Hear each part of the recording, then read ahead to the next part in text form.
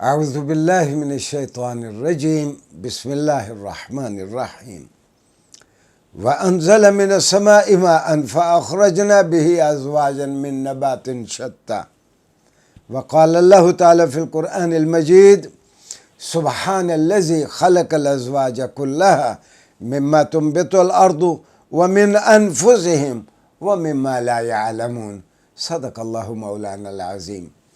ناظرین گرامی، چند منٹ قرآن کریم کے ساتھ ہمارے ان مختصر لیکچرز میں آج ہمارا موضوع ہے قرآن کریم اور نباتات میں تولیدی نظام، کہ یہ نباتات میں آگے بڑھنے کا عمل کس طرح ہے۔ انگریزی میں ہم اس کو کہہ سکتے ہیں کہ holy Quran and reproduction in plants, reproduction in plants. میں نے 2 آیات یا ان کے حصے آپ کی خدمت میں پیش کرنے کا شرف حاصل کیا۔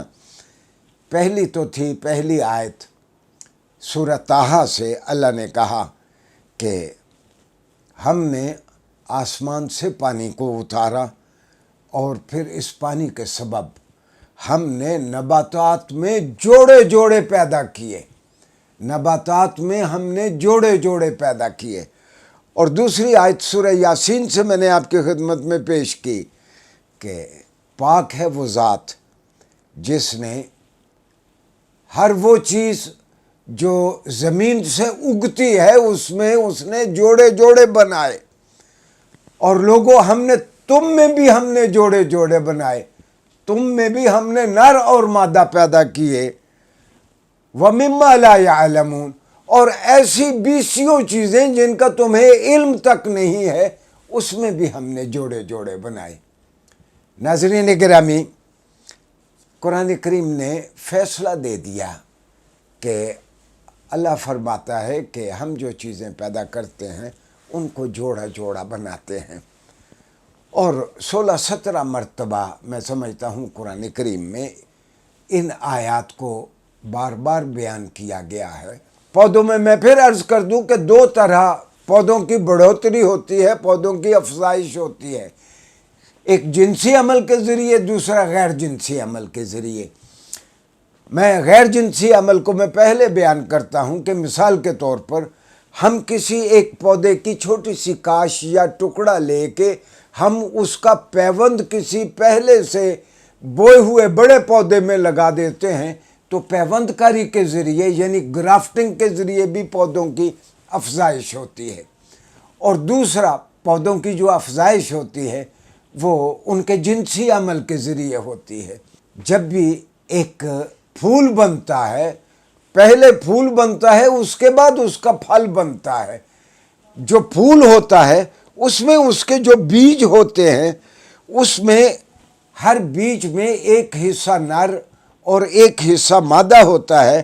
انگریزی میں ہمارے بچوں کو پڑھایا جاتا ہے کہ پودوں کے اس تولیدی نظام یعنی پروڈکشن سسٹم میں جو نر حصہ ہے اس کو سٹیمن کہتے ہیں، اور جس میں پولن اور پولن گرینز ہوتے ہیں، اور جو مادہ حصہ ہے اس کو کارپل کہتے ہیں جس میں ایک بیضہ ہوتا ہے۔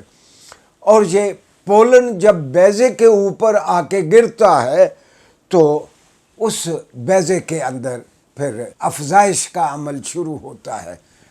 ناظرین گرامی، آپ حیران ہوں گے کہ صدیوں سے انسانوں کو کسی حد تک اس بات کا پتہ تھا کہ یہ پولینیشن کے ذریعے پودے آگے بڑھتے ہیں۔ مسلم شریف میں ایک روایت ہے کہ رسول اللہ صلی اللہ علیہ وسلم مدینہ میں جا رہے ہیں، اور یہ میں نقل کر رہا ہوں حضرت ابن خزیمہ اور ابن حبان سے۔ حضرت انس ابن مالک رضی اللہ عنہ روایت کرتے ہیں کہ رسول اللہ صلی اللہ علیہ وسلم مدینہ منورہ میں چلے جا رہے ہیں۔ آپ نے کچھ مدینہ کے لوگوں کو دیکھا کہ وہ پولن کو سپرے کر رہے ہیں مادہ کھجوروں کے اوپر، نر کھجوروں کے پولن کو وہ مادہ کھجوروں کے اوپر سپرے کر رہے ہیں۔ تو رسول اللہ صلی اللہ علیہ وسلم بہت ہی باحیا تھے، بلکہ یہ حدیث میں ہے، آپ صلی اللہ علیہ وسلم خود فرماتے ہیں الحیاء من الایمان، یہ حیا ایمان کا حصہ ہے۔